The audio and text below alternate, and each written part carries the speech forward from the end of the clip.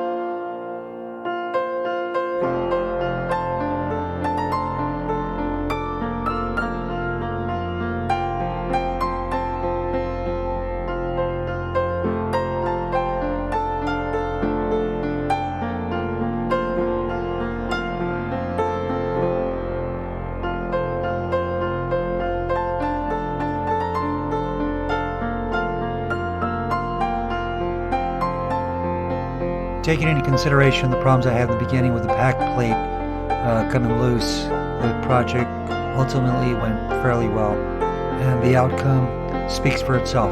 Really nice bowl, really happy with the outcome. If you made it this far into the video, totally appreciate your support, and as always, thanks for watching.